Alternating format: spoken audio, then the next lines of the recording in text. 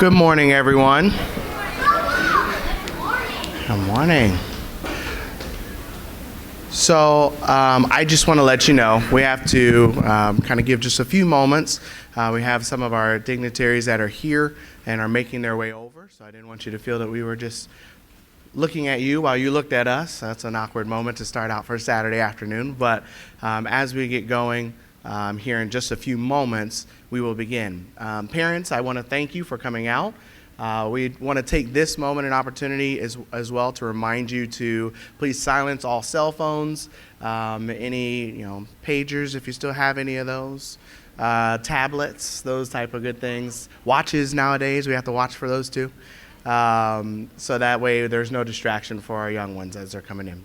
I want to welcome up to the stage Miss Anaya Whipple as she will give us, Ane Whipple, I apologize, as she gets us started for today.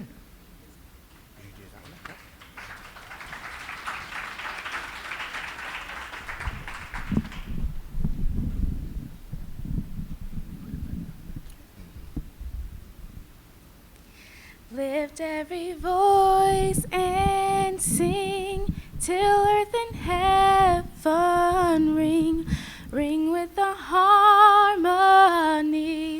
of liberty. Let our rejoicing rise high as the listening skies. Let it resound loud as the rolling sea. Sing a song full of the faith that the dark past has taught us. Sing a song full of the hope that the present has brought us. Facing the rising sun of our new day begun, let us march on till victory is won. Stony the road we trod, bitter the chastening rod, felt in the days when hope unborn had died. Yet with a steady beat have not our weary feet come to the place for which our parents sighed. We have come, yet with of the way of the slaughtered. We have come, treading a path through the blood of the slaughtered. Out from the gloomy past, till now we stand at last, where the light gleam of thy bright star is cast.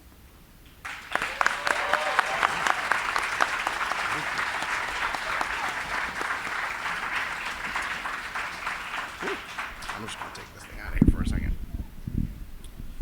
All right. Thank you, Miss Whipple. We appreciate that. Let's give her one more round of applause for a wonderful, wonderful start to this morning. So I want to say good morning and welcome. My name is Brandon McElroy, and I have the pleasure of, along with Ayante, being here as your MCs for the day. And we will get everything going here, as I stated, in just a few moments. Judges, contestants, ladies and gentlemen, good afternoon, and welcome to our 16th annual City of Columbus Martin Luther King Oratorical Contest. This year's theme is what would you do, if Dr. King said today, chaos or community? That is our theme this year. I, along with our co-hosts, have had an opportunity to join you today and join you on this journey as we travel through some great oratorical speeches. Everybody's taking their time to learn all of their words, right? All of our contestants? All right. So in our auditorium today, we have both primary and intermediate contestants. I do want to let the coaches, if they are in the room, know that we will have a seat just over on the side here for you when your student comes up, if you were to choose to come up and assist them through that process, or give them nudges if they need. Okay? Ayante? Thank you, Brandon. It's an honor to be here with you today. I'm Ayante Cox, This is my first time ever doing something like this. I would like to just thank the King's Arts Complex and thank you for providing us with this great space here. And today we are here to celebrate the life and the legacy of Dr. Martin Luther King Jr. Through his great work, we have seen astronomical strides in civil and human rights. His words have uplifted many and motivated others to look past difference and embrace diversity. All right, thank you. It's a little nerve-wracking to be up here in front of a lot of people for the first time, so welcome. I do want to say to our orators, we thank you so much for all that you've done and how long it's taken you to get all of this ready. I want to take a moment as well to thank all of our parents. So orators, I want you to stand for me for a moment. All of those that are in contestants, I want you to turn around to the audience, and I want you to give your parents and your friends a hand clap and say thank you for helping you get ready for today. There we go. Great. Thank you, guys. As we know, it is a big feat to make sure that these young people are ready for the day. It's a great challenge, and we thank all of you for parents, grandparents, aunts and uncles, friends that are here, teachers that are here celebrating these young people and as we go through this process today. So, just to give a little bit of information as far as the flow of today, we will go through all of the contestants, primary and intermediate. There will be an intermission section, and then there will be the display of prizes later on in the day, which will all be held over in the main auditorium area. So that will happen as we go throughout this morning and this afternoon and ending through the session. Are there any questions from parents, just to make sure? Do we have anyone that's missing before we begin our roll call here? All right, awesome. Seeing none, we will give just a few more moments here for our dignitaries to come over. So we'll kind of give a little pause. So if you have any last minute things for coaches, if you want to go up to your students, this would be the time to take that. DVD questions, I will field that and get that information for you before the end of our ceremony this morning. Definitely, thank you. So coaches, if you have any last minute things that you'd like to speak to your students, this would be the time to take for that. And we will begin in just a few moments. All right, everyone, we are going to go ahead and get ready to begin. If we might take your seats.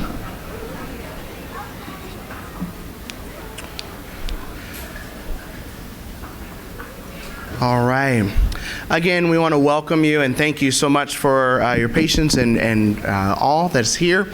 I want to take a moment to welcome those that are here with us. The first, our Honorable Mayor Andrew J. Ginther is going to come up and introduce himself and give us a warm welcome, if we might.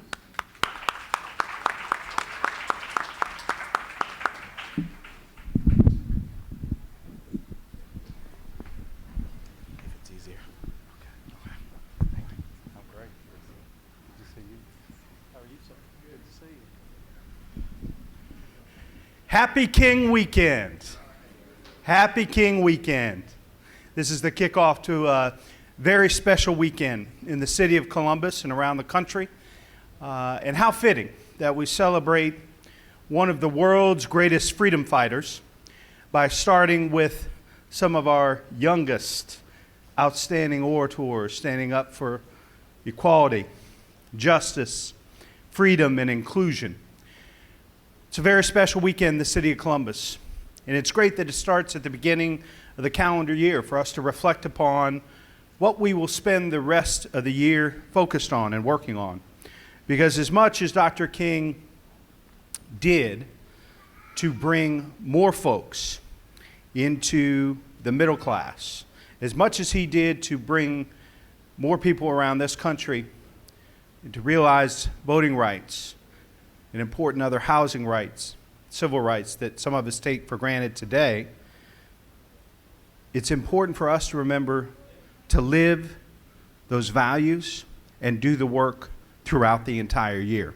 So as we celebrate Dr. King on this special weekend in January, let's not forget him in April or May or June, September, October, because the work of freedom, respect of diversity, inclusion, and equal opportunity are things we cannot take for granted and that we've got to fight for throughout the entire year to truly honor a man who laid down his life to create a better future for all of us. So I say to these outstanding young orators that we are so proud of, we wish you the best of luck, and that I and all of the members of council that are here and members of the Board of Education are here because you are very, very special to the city of Columbus. We love you, we support you, and we wish you the best of luck. Thank you for being here today.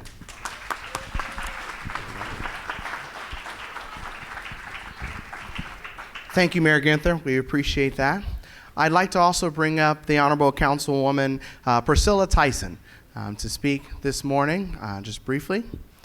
As well, we're going to bring up Council Members Page and Council Member Harden. We'll welcome them as they come to the stage.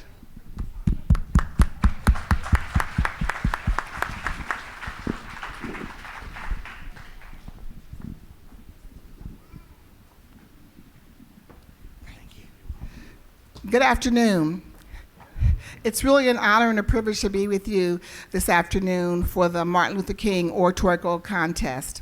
And I'm just going to share one comment about this, and then I'm going to work with my council members, and they're going to speak. But this is a stage. I went to Garfield Elementary School. I grew up at 366 St. Clair Avenue, and this was my school. And so I'm so pleased to be able, whenever I come into this building, to come to the Garfield side because it's exactly where I grew up. But today, as we're going to recognize Dr. Martin Luther King, I think it's appropriate that we're going to have another person give great greetings. Maybe both of them will give greetings. But first of all, I'm joined by Council Member Jiza Page, who was a fabulous council member. And I'm also joined by Council Member Shannon Harden, who went to school with Dr. Martin Luther King Jr. And so I want him to be able to bring greetings to you. But Jiza, do you want to say just a couple words? Thank you. Well, good afternoon, everyone. And it's absolutely an honor to be here. And I would just like to thank all the parents and family who have allowed their young children to participate in this contest. And I would just like to encourage all of our participants to speak loudly, to speak confidently, and do a great job. So thanks again, and have a wonderful afternoon. Thank you, Councilmember Page, and certainly thank you, President Pro Tem. It is an honor to be here. I'm Councilmember Shannon Harden. Like President Pro Tem Tyson said, I had the honor to go to Morehouse College in Atlanta, Georgia, and that's where Dr. King graduated. And being here this morning and seeing you guys representing what Dr. King's dream was, everybody coming from all different walks of life, to talk about peace and talk about our future and how we work together to move our communities forward. He would be so proud and so encouraged, and so are we this morning. So thank you, parents, for being here. This is really what Columbus is all about. God bless and enjoy the MLK weekend.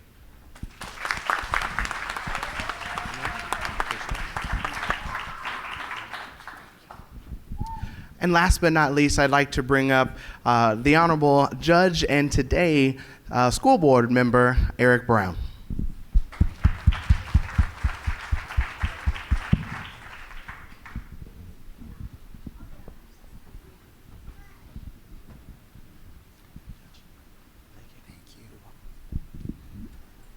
Good afternoon. On behalf of the Columbus Community Relations Commission, I want to welcome you to the 16th Annual City of Columbus Dr. Martin Luther King Jr. Youth Oratorical Contest. That's a mouthful. I want to especially thank the parents and families that are here today, especially for encouraging and supporting these students. and supporting this contest. Most importantly, to all of you students, thank you for participating. Thank you for stepping up and agreeing to get involved and to try this out. I think you'll enjoy it. I know that when I was your age, I could not have done something like this, to come up here on stage and speak to you. I was just too shy. I would have had a very, very difficult time, and I commend you all for being willing to get up and speak, say something that's important, say something that's personal to you. You are our future. And to all the rest of us, we must support and encourage these young people, our children, to listen to their hearts, to work for what is right, and to speak for those unable to speak for themselves. We are here today to celebrate the Reverend Dr. Martin Luther King Jr. and to think about what he would say if he were here with us today. As our young people speak, we're going to hear from them the words and the ideas that have special personal meaning for each of them. As we observe Dr. King's birthday on Monday, let us work to achieve a more peaceful, secure, and compassionate world.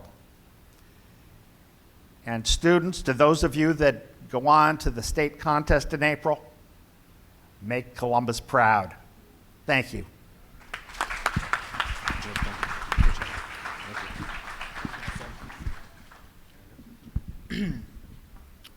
Again, welcome. Students, you should have a name badge, and on your name badge it should say primary or intermediate, and it should have a number. Great, everyone have a name badge? Great. Okay, so when you guys come up on stage, you stand on the X. Do not touch or hold the microphone, or you will not be able to understand what you are saying. That is it. So, judges, we can't have a competition without the judges, right? So we would like to introduce all of the judges. Today we have Cecil Ahad. He is owner, CEO, manager of Morality, Excellent Service. And we have Stephanie Stord Young, a senior vice president at Fifth Third Bank. And Brian Eller, a health information technician with Columbus Public Health.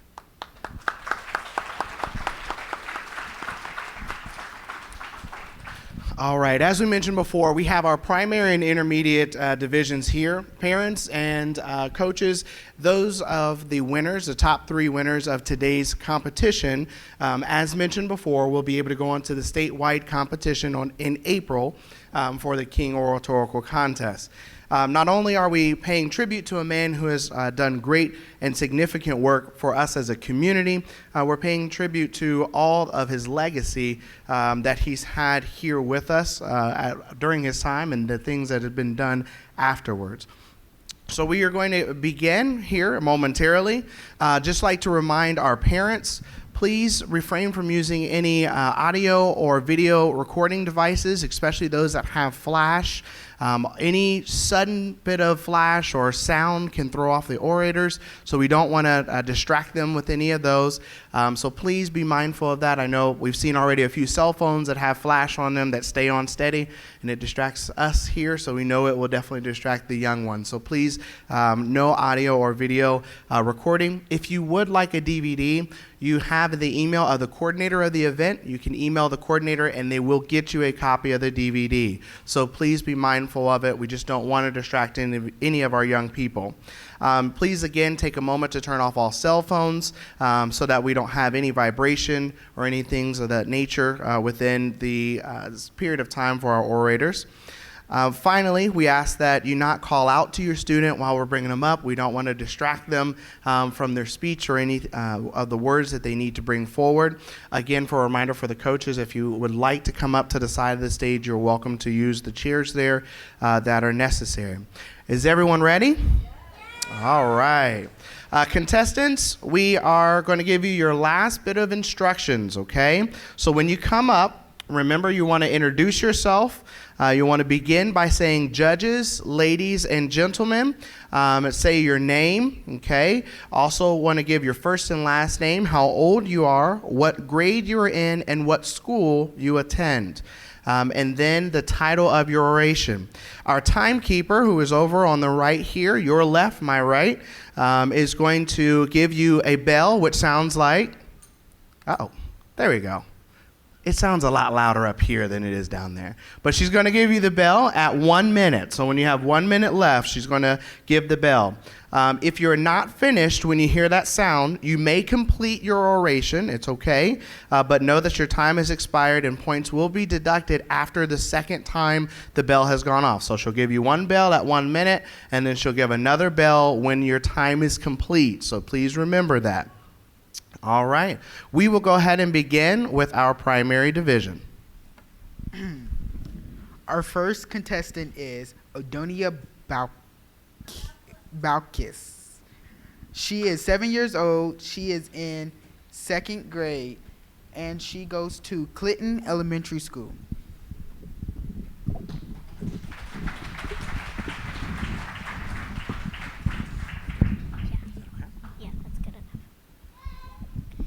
Judges, ladies, and gentlemen, my name is Adonia Balkas. I am 7 years old in the 2nd grade at Clinton Elementary. The topic of my speech is what would Dr. King say about today, chaos or community? I believe Dr. King would say we have chaos in the community, and here's why I think so.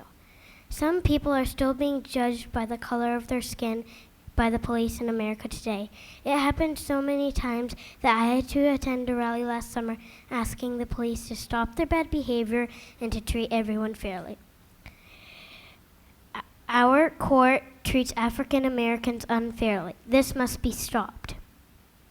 Dr. King would say we are a community for many reasons. His dream speech did come true because little black boys and girls hold hands with little white boys and girls. We go to the same schools, same jobs, and same places. In addition, all of my life, we had an African American president, and many people voted for him twice. Let's not forget our own mayor, who we had for 16 years, who was an African American. He did many great things, and we never had a mayor for 16 years before. Our communities came a long way, and we still have a long way to go. Thank you for your attention. Thank everybody for coming, and thank you. Judges, ladies and gentlemen, my name is Isaac Betcher. I am at 1st grade at Clinton Elementary.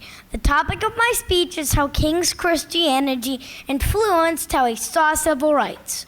King's life as a Baptist pastor led him to encourage people to see everyone the way God sees them. He once said the confidence that God is mindful of the individual is of tremendous value in dealing with the disease of fear.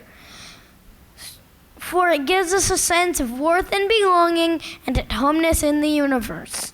It was this God-given sense of worth and belonging that informed King's pursuit to peace and justice for all. To achieve, sooner or later, all the people in the world will have to discover a way to live together, said King. To achieve this peaceful coexistence, King believed the love of mankind was the greatest weapon against hate. Love is the key to the problems of the world, said King, and one of the greatest problems for King was inequality. The governments take important steps to address inequality.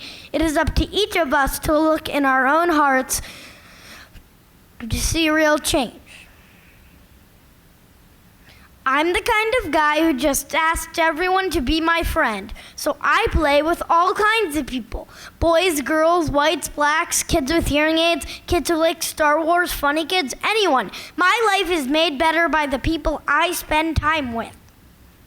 My advice to you is remember that God thinks everyone has a sense of worth. Show love to everyone you meet, and if you see something unfair happening, put a stop to it. And pursue relationships with all kinds of people. Thank you. Judges, ladies and gentlemen, my name is Olivia Cox. I am in the 2nd grade at Clinton Elementary. The topic of my speech is, what would Martin think today, chaos or community? I think Dr. King would think this world is community. I think he would think this world is community is because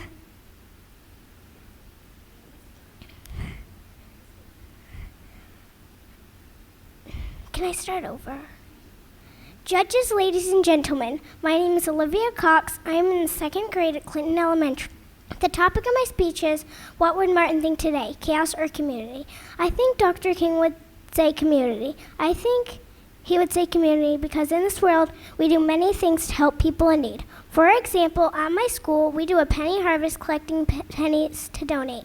This year at school, we are doing an igloo of giving, which gives gifts to families that cannot afford to buy them this Christmas.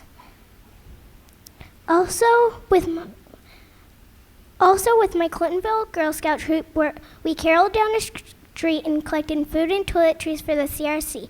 The CRC is a resource center in our community that helps people in need. When Dr. King was alive, people used their fists. Now people use their words. They also use bombs and stuff. Now that does not happen as often. Dr. King once said, I have a dream that one day in Alabama, little black boys and little black girls would join hands with little white boys and little white girls as brothers and sisters. Back then, that was not true, but now it definitely is. Another way I think he would think this world is community is anybody can sit together on a bus or use any water fountain. When Dr. King was alive, there was tons of segregation, and now there is not. These are all the reasons I think Dr. King would think this world is community over chaos. Thank you. Judges, ladies and gentlemen, my name is Elena Early. I am 7 years old. I am in the 2nd grade at Clinton Elementary School. The topic of my speech is, everyone matters. What would Dr. King say, chaos or community?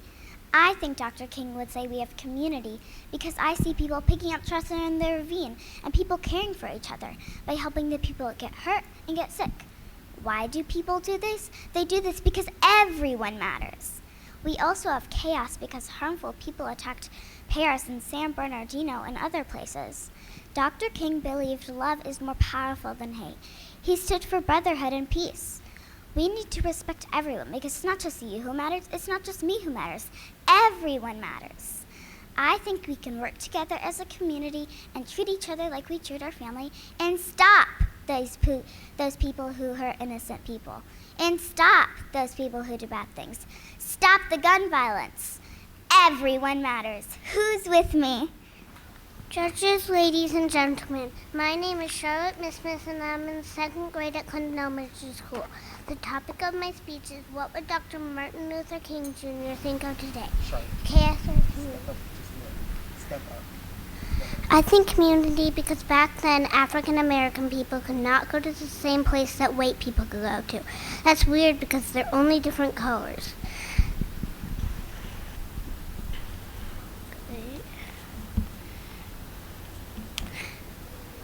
Also because wars were going on and now there's less wars.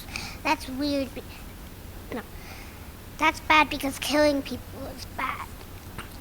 So no wars is what we need today. We celebrate Martin Luther King Jr.'s we celebrate Dr. King's birthday every year in January. He's a hero because he changed our lives with the I Have a Dream speech and because he showed us that black and white people do not matter. Judges, ladies and gentlemen, my name is Veronica Mismas. I am in the 2nd grade at Clinton Elementary. The topic of my speech is, what would Martin Luther King say today, chaos or community? I think Dr. King would think that today is community because things have gotten better since he was alive.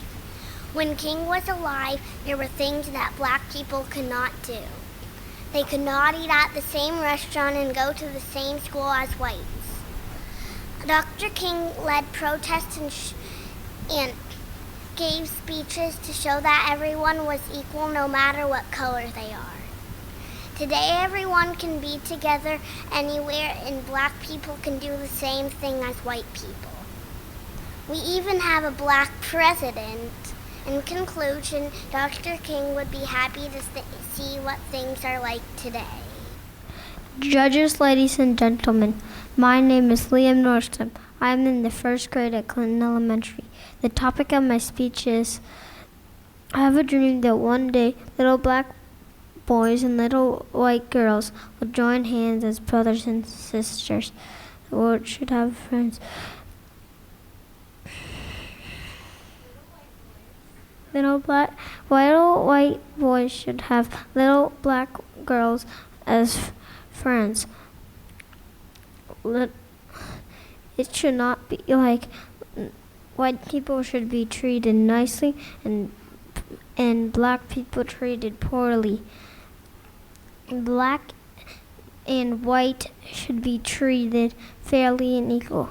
I see this every day at Clinton Elementary. Thank you. Judges, ladies and gentlemen, my name is Isla Rogers. I am 7 years old. I am in the second grade at Clinton Elementary School. The topic of my speech is how everyone should use their words and be equal together. Martin Luther King Jr. made a difference using his words and not his fists. He gave a lot of speeches and all the hard work definitely paid off. In the past, Martin Luther King Jr. Could not do the same things that we can do now. Now we can all ride the same buses and the same seats. We can all go to the same bathrooms and water fountains. We can all go to the same school together now. We can fix our community even more. It is unfair that there are too many African Americans in poverty. There's still some violence. I don't like that people of different races are violent to each other sometimes. It is better to use your words and not your fists so that you don't hurt each other. But be careful, because your words can still hurt each other, but on the inside. My message to you is please stop fighting. Let's use our lovely voices and not our fists, please. I learned from Martin Luther King Jr. that you should always use peace to make community. Judges, ladies and gentlemen, my name is Sophie Schrader. I'm in the second grade at Clinton Elementary. The topic of my speech is what would Martin say, chaos or community? I think Martin would say the world has both chaos and community. One of the reasons he would say chaos is people are using their fists, not their words. One example is in Paris where people are setting off bombs because they had different beliefs. Martin said you should always... Love is the only force capable of transforming an enemy into a friend. This means there is always room for new friends, just like the old saying, make new friends but keep the old, one is silver and the other is gold. One reason he would say community is there are still lots of people working together as friends. One example is how my school works together with the Clintonville Community Resource Center.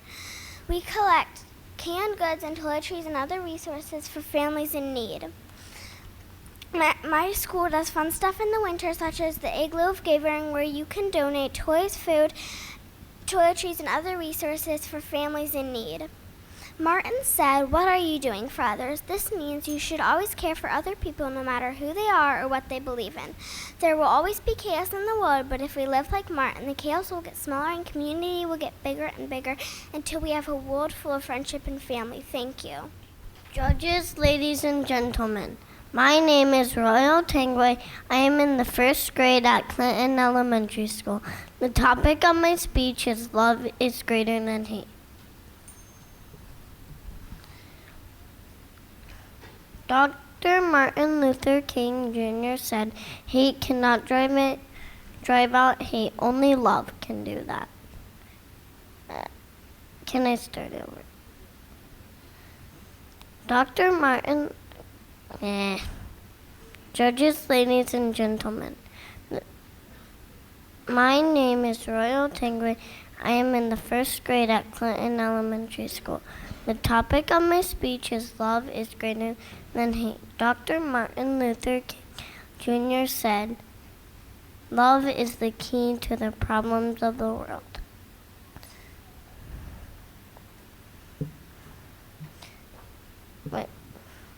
Dr. King's house was bombed and his brother's house was bombed because some people did not like his words and they wanted to stop him.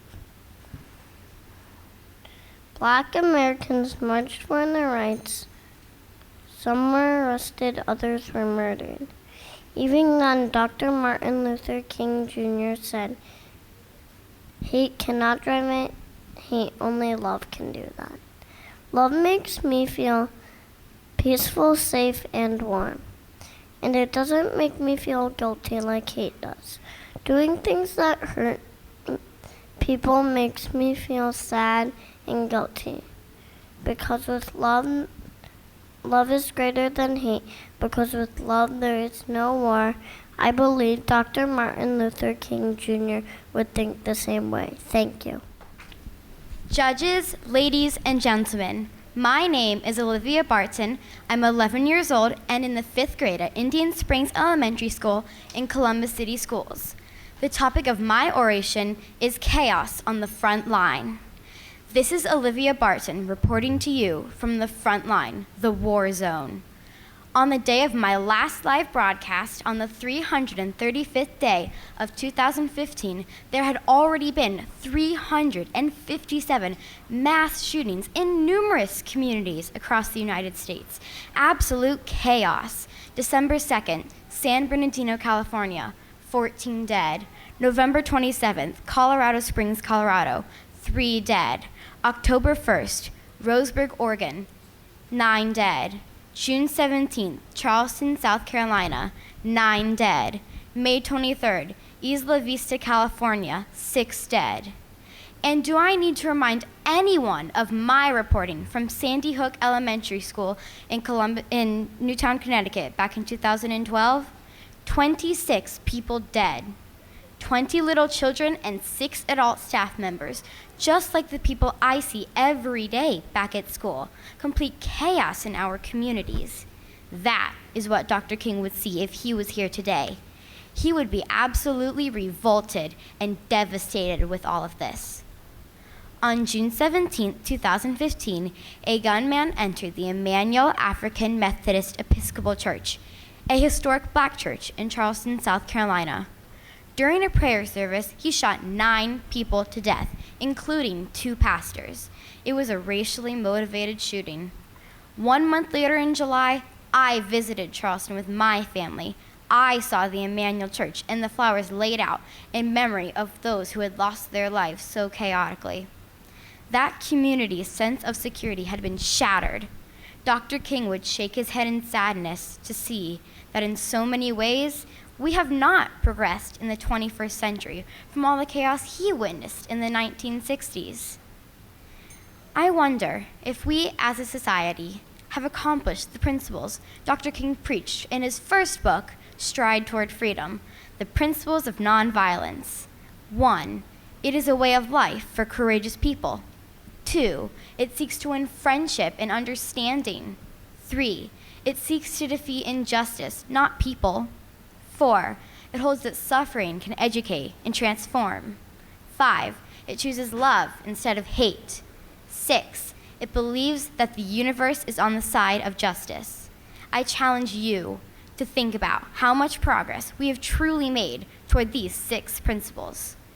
Reporting to you, live from the front line, the war zone, I'm Olivia Barton, signing off. Thank you. Judges, ladies, and gentlemen, my name is Cora Bystrick. I am 8 years old and in the 3rd grade at Clinton Elementary. The topic of my speech is Dr. Martin Luther King Jr. and how he created change with his words. Dr. King was born on January 15, 1929 in Atlanta, Georgia. He grew up during the time of racial segregation in America. He could not understand why people were not given the same opportunities as others just because of the color of their skin. He was saddened by the fact that violence grew out of segregation. Dr. King wanted to help end segregation and racism. His mother always told him, "You're as good as anybody," and he wanted to prove this with his words. Dr. King was very smart and even skipped 2 grades. He entered Morehouse College at the age of 15. While there, he studied the words of great thinkers and learned about the idea of fighting peacefully against evil. This act of nonviolence may be seen cowardly by some, but not Dr. King. He said it takes more courage to not hit back when struck. Soon he became a minister of a Baptist church in Montgomery, Alabama. While there, he spoke to the members of his church about nonviolence as they worked for equality. Dr. King wanted them to help black people go to college, register to vote, and be successful. He felt that darkness cannot drive out darkness. Only light can do that. Hate cannot drive out hate. Only love can do that. Dr. King continued to speak out against segregation and support nonviolent protesting.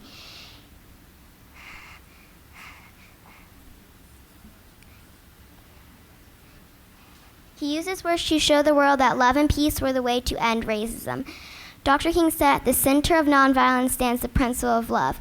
Black leaders elected Dr. King president of the Montgomery African Americans and organization, leading the protest movement. He organized marches, meetings, and continued to speak openly about his beliefs. He became the civil rights leader.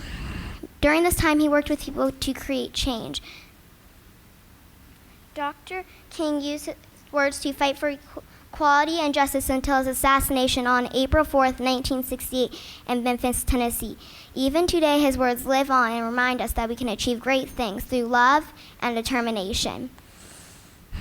Hate and violence are not the answer. Dr. King changed the hearts and minds of people with his voice. Dr. King created change with his words. Thank you.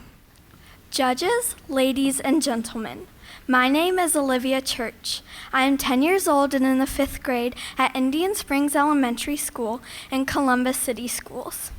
The topic of my oration is Black plus White equals Blue.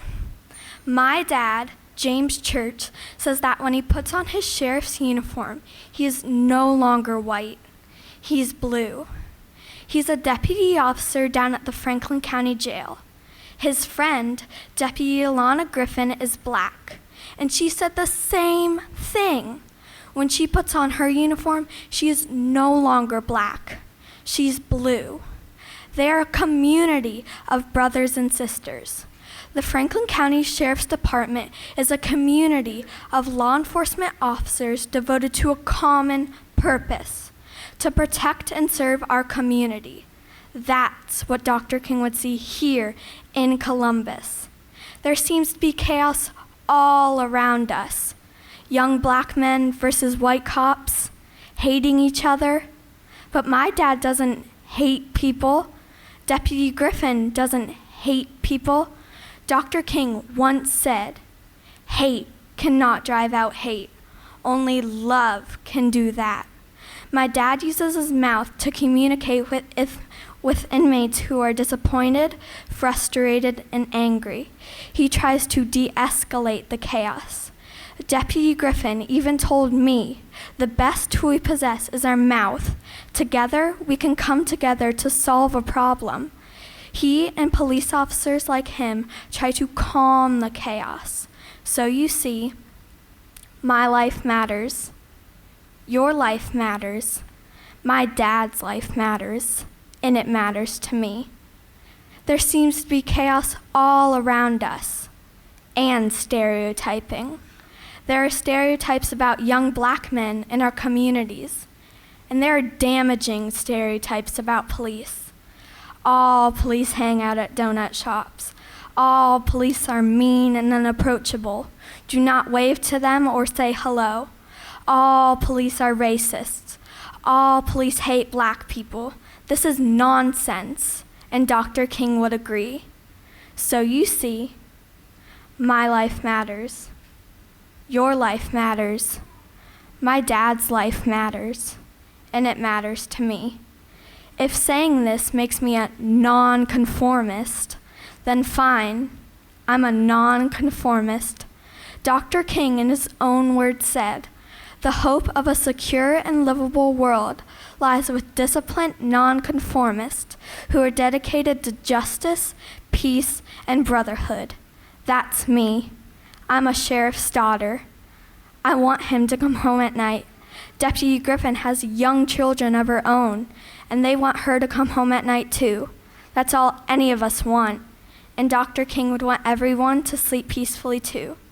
Thank you. Judges, ladies, and gentlemen, my name is Sophia Colshaw. I'm a 10-year-old fourth grader currently attending Indian Springs Elementary School in Columbus City Schools. The topic of my oration is gift from the Greeks, chaos.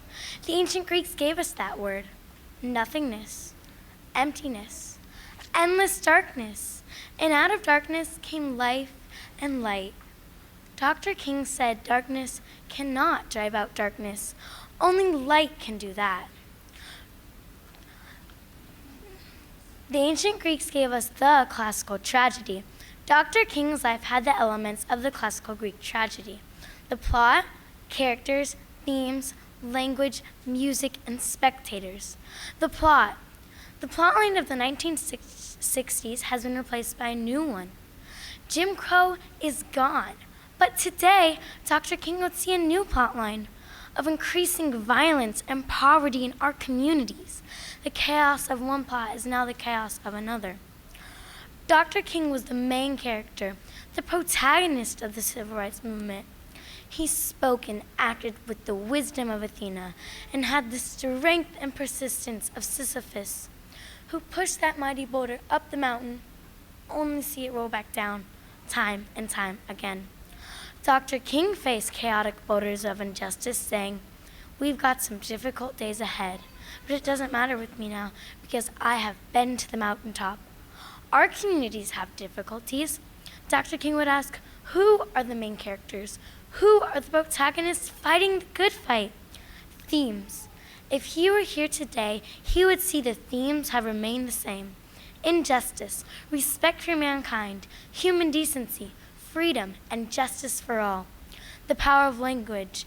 In mythology, the Muses were goddesses of language and song. Inspiration, guiding spirits. Dr. King used the power of language in his sermons and speeches. He was a gifted orator. He would ask, who is using the power of words over the power of violence? Greek tragedies contained music. The Muses always included songs. Songs and music were vital during the civil rights movement. Where are those songs today? Dr. King would be happy to know I sing a song in my choir called The Dream of Martin Luther King. In it, he listens from heaven to the sounds of freedom and peace. Finally, there were the spectators. At every church service, march, and protest, there were spectators and participants. Today, we are the spectators watching chaos on TV. In ancient Greece, the fates guided each person's destiny, and the Furies sought vengeance. Dr. King was a muse, guided by fate, fighting through the chaos of the Furies in his communities. But he was immortal. He died tragically. He would wish for our drama, our communities, a happy ending, not a tragic one. Thank you. Judges, ladies and gentlemen, my name is Anderson Davis. I am 8 years old and in the 3rd grade at High Point Elementary School. The title of my speech is I Know Why My Life is Different. Last Thanksgiving, my grandpa told me stories about what it was like when he was growing up.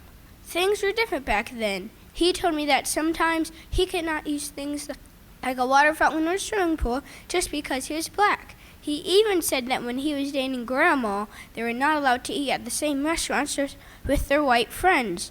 My life is different, but I know it is different for a reason. I know my life is different because of people like Rosa Parks. Laws like the ones that kept my grandpa from using the swimming pool also kept Rosa Parks from sitting in the front of the bus. This is called segregation. Segregation is not fair. One day a bus driver told Miss Parks to give up her seat to a white man. She refused. Miss Parks was arrested for breaking the segregation laws. This started the Montgomery bus boycott. For 381 days, black people in Montgomery refused to take the bus. This made the city lose a lot of money because black people were not paying to use the bus. The boycott worked. Rosa Parks won, and now my life is different. I know my life is different because of people like Thurgood Marshall. Thurgood Marshall was a lawyer in a case called Brown versus the Board of Education. He represented a black man whose daughter could not go to an all-white school near their house. The Supreme Court believed Thurgood Marshall and ordered that segregation was against the law. In 1964, Thurgood Marshall became the first African-American judge on the Supreme Court. Thurgood Marshall won, and now my life is different. I know my life is different because of people like Dr. Martin Luther King Jr. He led protests against segregation laws. His house was bombed, his family was threatened, and Dr. King was put in jail many times, but he never gave up on his message of nonviolence. Dr. King won, and now my life is different. Close your eyes and think about your own life. Think about the last time you went to a restaurant. Think about the last time you drank from a water fountain. Now think about how different it would be if there's never Rosa Parks, never Thurgood Marshall, and never Dr. Martin Luther King Jr. All of our lives are different today, but they're much different for a reason. Thank you.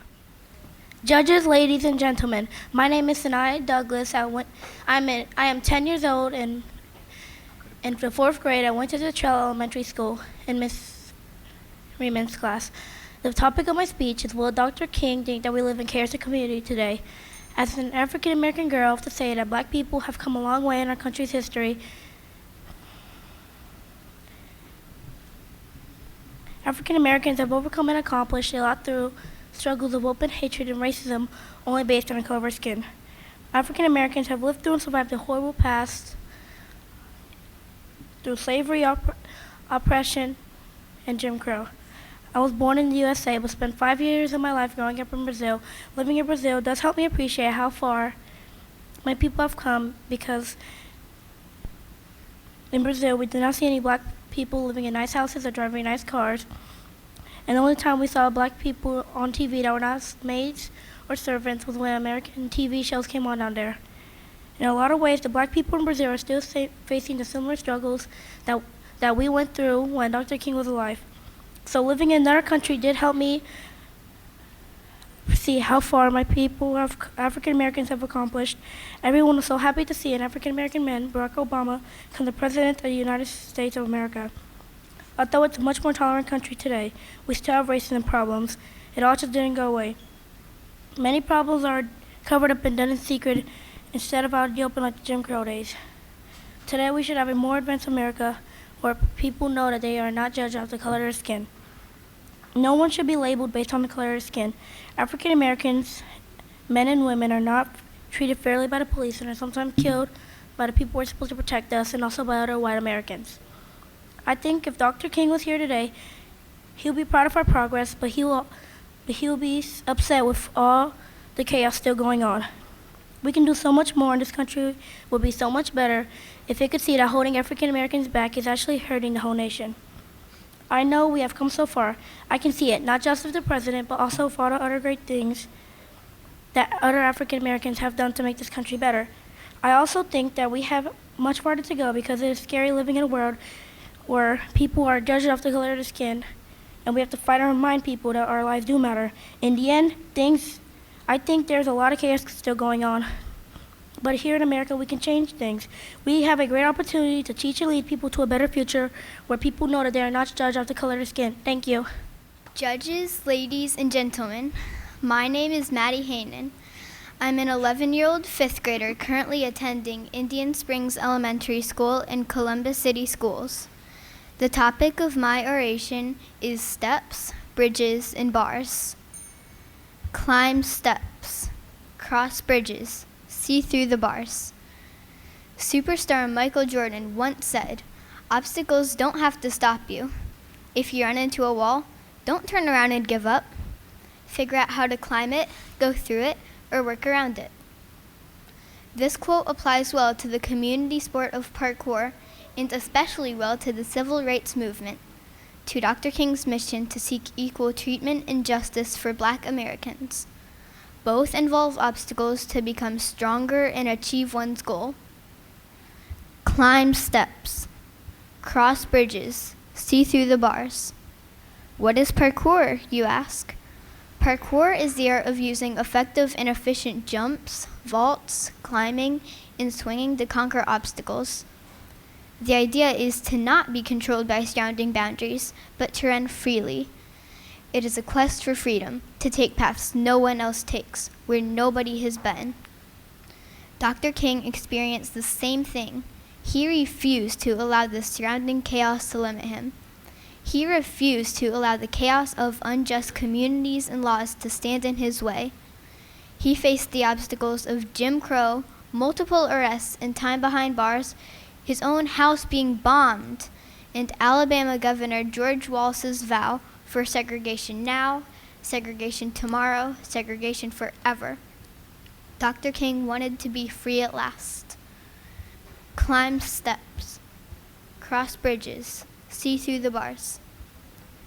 Parkour athletes are part ninja, part gymnast, part runner.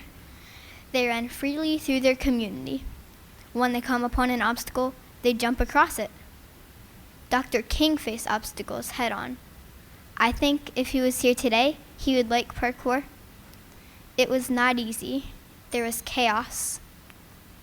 When he marched across the Edmund Pettus Bridge from Selma to Montgomery, he faced a blockade of state troopers and local lawmen. Troopers attacked King and the crowd with clubs and tear gas. Many marchers retreated. Many were beaten. King climbed steps to deliver a masterful speech. He marched across bridges. He saw through the bars. He fought the chaos. He empowered communities. Today, in 2016, Dr. King would encourage us to do the same. We must fight the chaos. We must empower our communities. When facing obstacles, we must follow his advice. If you can't fly, then run. If you can't run, then walk. If you can't walk, then crawl. But whatever you do, you have to keep moving forward. Thank you. Judges, ladies, and gentlemen, my name is Sarah J. Prowse. I am 8 years old in the 3rd grade, and I attend Clinton Elementary School. The topic of my speech is what would Martin Luther King say about Donald Trump? One morning, me and my mom were driving to school. On the radio, I heard Donald Trump, a candidate for president of the United States, said that Muslims should not be able to immigrate to America or even to visit. I stopped for a minute and thought about that, and I said, that's wrong. If Dr. King were here today, he would agree with me, because it's almost exactly like saying that African Americans can't do what they want, when they want. For example, African Americans couldn't vote in the past. They had 2 separate water fountains. They were denied basic rights as human beings. Just because a few Muslims have done some bad things, we should not assume the whole Muslim world is bad. I have a friend, Adonia, and it makes me very sad that someone would accuse her of doing something bad just because she has a different religion. America was founded as a country of immigrants. Everyone came from somewhere else except for Native Americans. My grandpa, or Nono in Italian, came from Italy in the 1950s. He came here for a better life. If Muslims aren't allowed to do that, would that be fair? No. Like Dr. King said, we should not judge someone by the color of their skin or their religion, but by the content of the person's character. Dr. King used his words for peace, but Donald Trump used his words to create fear and anger.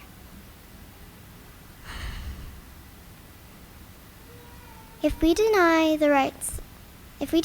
immigrants of the rights that our country was built on, then we will give up the very thing that makes America special.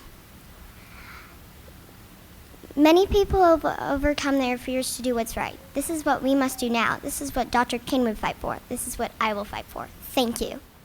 Judges, ladies, and gentlemen, my name is Mackenzie Lewis. I am 9 years old and a 4th grade student at Berwick Alternative K-8 School. The topic of my oration is His Presence. August 2013, I went to the 50th anniversary of the March on Washington. I learned about Dr. King and his dream. I marched past his statue. I stood in his presence. August 2014, I visited the 16th Street Baptist Church in Birmingham, where Dr. King preached the funeral for 3 of the 4 little girls killed in the church bombing. I crossed the street and walked the Freedom Walk in Kelly Ingham Park, where sculptures showed how kids, some as young as me, were beaten, battered by water cannons, and attacked by dogs. I learned of his presence. January 2015, I saw the movie Selma. I learned more about Dr. King and what was ahead for me. I saw his presence and my future. March 2015, I went to Selma's Bridge Crossing Jubilee. Hundreds of thousands of people were there to remember the 50th anniversary of Bloody Sunday, the Selma to Montgomery March, and the Voting Rights Act of 1965.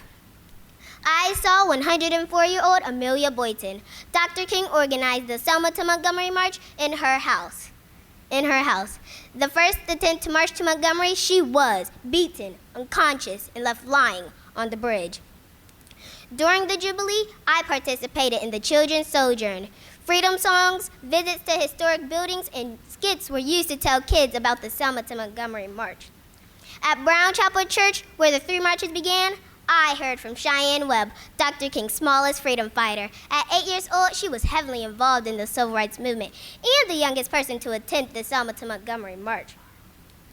I was excited to learn the path we were following from Brown Chapel was the same one the Selma to Montgomery marchers took. I realized I was walking in the path of strength and courage. That weekend, I learned a lot. I learned that being a leader can be hard. It can be scary and dangerous and even deadly. But even if you are afraid, you have to be strong and never show fear. The most important thing I learned that is kids, like those of us in this room, can make a difference. The peaceful actions of the kids that participated in the marches made headlines and changed history. Like the song, Man in the Mirror says, if you want to make the world a better place, take a look at yourself and then make a change. It's time for my generation to get a mirror and get to work. When the Sojourn reached the bridge, I, 8-year-old Mackenzie, was asked to be one of the marchers and help lead over 2,000 kids across the Edmund Pettus Bridge. I was honored and did so proudly, singing those freedom songs and Negro spirituals, walking hand in hand with other kids in the exact same footsteps of Dr. Martin Luther King Jr. And it was then I totally understood his presence. Thank you. Judges, ladies, and gentlemen, my name is Anouk Moritz. I'm an 11-year-old fifth grader currently attending Indian Springs Elementary School in Columbus City Schools. The topic of my oration is the beloved community. Dr. King once said, I have a dream that one day little black boys and little black girls will join hands with little white boys and little white girls. Well, ladies and gentlemen, I am that little white girl Dr. King dreamed about. A little white girl with a big dream. A dream about a nonviolent global community. Let's begin with Martin Luther King Jr., his last book, titled, Where Do We Go From Here? Chaos or Community? In this book, he wrote about what we, the future, needed to do to make our world the beloved community he dreamed about. If Martin Luther King saw the world today, he would be disappointed, and he would have every reason to be. Our world is chaotic. Terror is ruling the world. The shootings in Paris, the attacks in Tunisia, the lockdown in Brussels. Terrorists are achieving their goal in a horrific way. Just look in the newspaper or online. Who's next? Where will the chaos strike? The US? Berlin? Amsterdam? I have family there, in Amsterdam, the Netherlands. I've lived there, in that community, made friends there, had fun there. When I lived there and noticed another terrorist attack on TV, I noticed the same question would be asked every time. Could it happen here, in the Netherlands? And every time, the answer would be, yes, it could. But we are doing everything in our community to prevent it from happening. When I heard this, I would always think what a big, chaotic mess our world is. Martin Luther King was a great man. He fought for equal rights and nonviolence in a peaceful way. And so must we. Our global community must wake up from this nightmare. How? Well, first, we need to get our facts straight. Not every Muslim is a terrorist. Second, don't give in to the fear. That's what those murderers want. And third, pass on these steps to others. No, this will not stop a bullet, but these are the first steps, the steps to fulfill Dr. King's beloved community. Thank you. Judges, ladies and gentlemen, my name is Ariana Ryan. I am 10 years old in the 5th grade at Columbus Academy. My topic is, what would Dr. King say today? Chaos or community? Dr. King would say there is both chaos and community today, because even in popular culture, we still encounter racism. For example, in the movie Die Hard with Vengeance, a character wrote the N-word. I was angry about this because it made me feel like it was not really that fair for black people to be labeled in this way. Back in the day, when Dr. King was fighting racism, he was trying to solve the problem of segregation between black and white people. However, today we still have examples of chaos, including instances in the news where unarmed black kids were shot by the police. Yet another time of chaos were the recent terrorist attacks in Paris and California. In fact, a chaotic response was illustrated when Donald Trump had an idea to ban Muslims from coming into the country. In conclusion, Dr. King would say there's plenty of chaos in this world. Although chaos is all around us, there is still hope, and there are still people who want to fight back against racism. In response to the attacks of people like Trayvon Martin and Eric Garner, more and more people are starting to say Black lives do matter, and they are starting to fight for black people's rights. On the other hand, according to Times Magazine, the White House says Trump's Muslim ban disqualifies him from serving as president. This shows that the White House is supporting the people who are trying to fight back against racism by showing that banning a certain religion is unacceptable. Another example is Darsh Singh, an NCAA Sikh basketball player whose picture was exposed in a negative and racist way.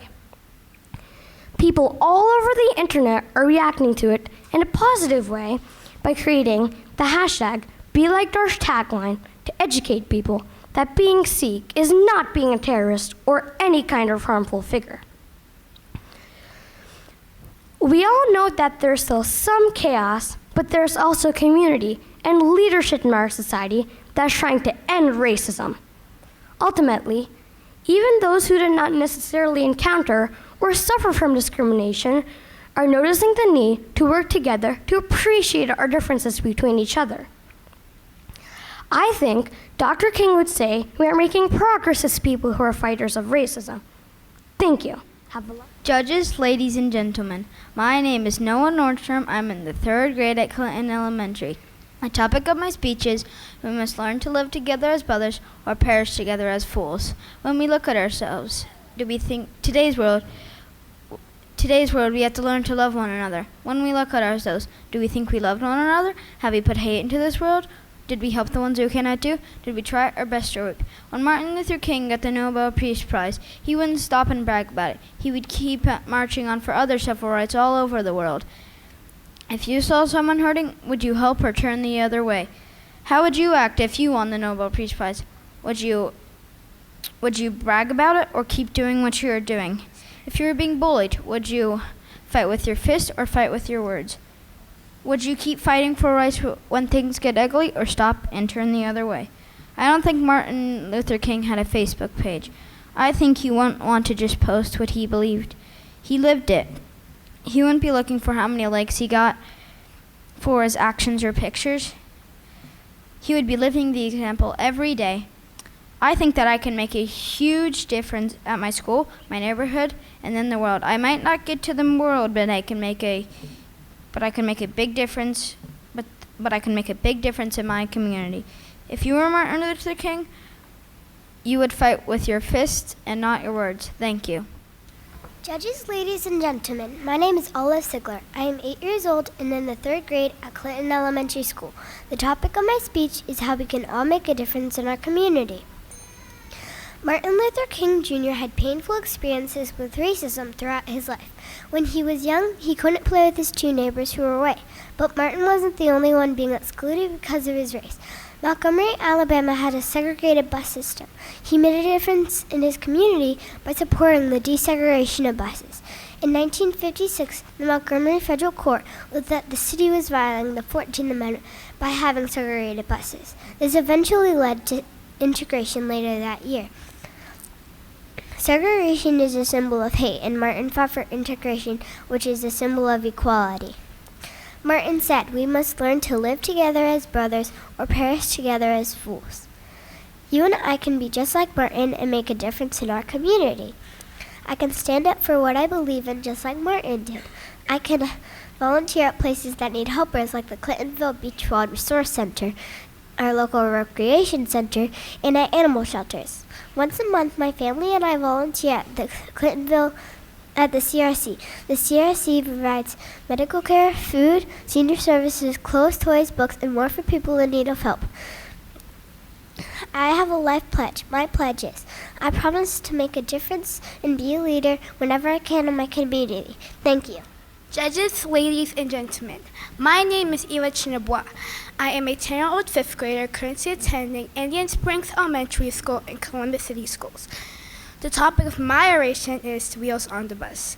The wheels on the bus go round and round, round and round, round and round. The wheels on the bus go round and round, all through the town. A town is a community. People and neighbors who live, work, play, and pray together. A community works towards a common purpose. A bus is a community. Yes, it is a community of citizens and passengers all striving for the same purpose: safe passage, safe travel. In 1955, Montgomery, Alabama, Jim Crow was the way of life. Black people sat in the back. White people sat up front. When a bus became too full, black passengers were forced to give up their seats to white riders on the bus. When Rosa Parks refused to yield her seat to a white man on the bus, she was arrested and fined, and the boycott began. The black community had said enough of the chaos. The wheels on those buses came to a screeching halt in that community, and who led this community? Dr. King. They knew that empty buses would force the law to change. Eventually, integrated buses would roll once again. 6 years later, a new community of bus riders rolled into town. These were the Freedomers. They were black and white college students, young civil rights activists from the North. On May 14, 1961, a group of Freedom Riders from Washington, D.C. arrived by bus at the Birmingham Greyhound Terminal. The riders rode for the Deep South to test a court case that stated segregation in bus terminals were unconstitutional. This community of activists to expect chaos, and there was. They were attacked by a mob of Klan. The riders were severely assaulted while police watched, yet they used their ground. They followed Dr. King's philosophy and nonviolent peaceful resistance in response to chaos. The Freedom Riders faced chaos at every turn. Buses were even set on fire. But still, the wheels on those buses rolled on. They went round and round. If Dr. King was in Columbus today, riding a color bus, what would he see? The chaos of Jim Crow? No. We see the Klan and hateful mobs rioting and attacking in our community? No. Here in Columbus, you'll see everyday people living, working, playing, and praying together. You'll see blacks and whites riding freely on the same bus throughout the community. I think he would smile. He would see that our community is indeed working to become his beloved community, one bus at a time. Thank you. Judges, ladies, and gentlemen, my name is Anna Wilming. I am a 10-year-old 5th grader currently attending Indian Springs Elementary School and Columbus City Schools. The topic of my oration is Good News from Chicago. About 2 months ago, my 5th grade class had a visit from 2 police deputies, one black and one white. They both agreed that there are good things going on here in the Columbus community, but it rarely makes the news. Chaos makes the news. Dr. King will recognize that. So I started wondering about the media, TV, postings on social media, and all of the chaos making the news these days. I wondered about everyday citizens, police officers, violence, and murders. I wondered about Chicago. As I researched my topic, I discovered quite an amazing woman in Chicago creating good news for a change. She is helping to create a sense of community. Dr. King would approve. The violence of gun chaos has made the news in Chicago for years, but Cassandra Holly has been helping to restore a sense of community there. For most office workers, lunch hour is their only break in the day. But every Thursday, Miss Holly heads to a sandwich shop and buys 20 boxed lunches and delivers them to homeless people in her community. Her coworkers named her project Love in Motion, and some of them help her by distributing toiletry kits along with the food. To help pay for her project, Miss Holly works a part-time job on top of her full-time job. She launched a GoFundMe campaign last fall in order to pay for the cost of her project. In 3 days, she raised over $4,800 in donations toward a $6,240 goal, the cost of the box lunches for an entire year. I don't look for any reward, she said. I just do it because it's a good thing to do. That's it. Here is a small example of a Chicago community coming together in the midst of chaos. That's what Dr. King would see. She has set a terrific example for community building. Dr. King focused his life's work on community building. We forget that the war on poverty was as important to him as the war against segregation. Miss Holly is giving back. She helps those on the streets, in her community, and Dr. King would notice her. He once said, "Sweep streets so well that all the hosts of heaven and earth will pause and say, 'Here lived a great street sweeper who did his job well.'" A great street sweeper. Well, heaven is watching. We all could learn a lesson from Miss Holly in Chicago. Thank you. Judges, ladies and gentlemen, my name is Akilah Whitfield. I am 8 years old in the 3rd grade and attend Avalon Elementary School. The topic of my oration is, what would King say today? When I started the speech, I had no idea what to write about. So my mother had me look up the definition of community and chaos. Community is a feeling of fellowship for others as a result of sharing common attitudes, interests, and goals. Chaos is complete disorder and confusion. All of a sudden, I understood and realized I had a lot to talk about. There's a balance of community and chaos everywhere, at school, on the bus, in neighborhoods, and even in homes. In my class, there are students that argue and use bad language. Not everybody does, but it has negative effects in my class because it makes us look bad and it makes it difficult to learn. Sometimes I wonder what would happen if my principal came in and heard my classmates using bad language and arguing. It definitely wouldn't look good. Even if you only argue and use bad language sometimes, you never know who might be watching or listening. I think Mr. King would want us to be a community of learners.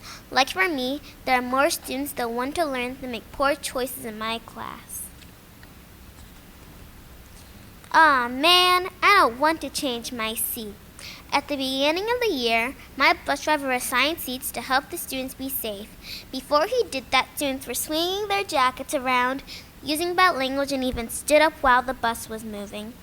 I was sad at first because I wanted to keep sitting next to my best friend, but then I heard him say, "It's for your own safety," and understood. I think Mr. King would say safety is the best policy. Did you know that more than 1 million homeless children attend schools in America? Some kids may not be homeless, however, they may go home to no food, hot water, or electricity.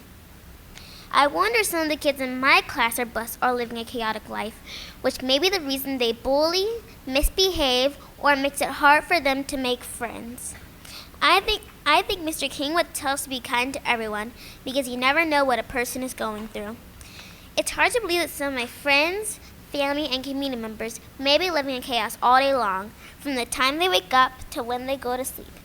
If Dr. King was here today, I think he'd be proud of me because I try my best to lead by example at school and on the bus, not because people are watching, but because I know it's the right thing to do. I understand that I am blessed to have a family and home, so I try to be kind and give. Thank you. All right. Well, how about we give everyone a round of applause for all that they did today?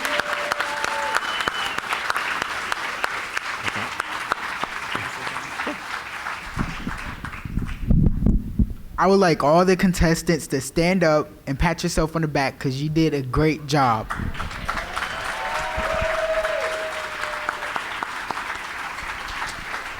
All right. Now, orators and guests, it is time for intermission. After intermission, the winners of each division will be announced. I want to thank all of you for allowing us here this morning, or this afternoon, for co-hosting and hosting this session. As you may have discovered, there were snacks in the back. There are a few moments between time. The final scoring will be done, and all participants and those that will be announced as winners will be done over in the theater. So you'll want to follow through the hallway to the other side of the building for that portion. If the juniors and high school students are still going, the doors will more than likely be closed. So we ask that you don't interrupt during that period because we want to respect their orations. But thank you so much and have a wonderful afternoon.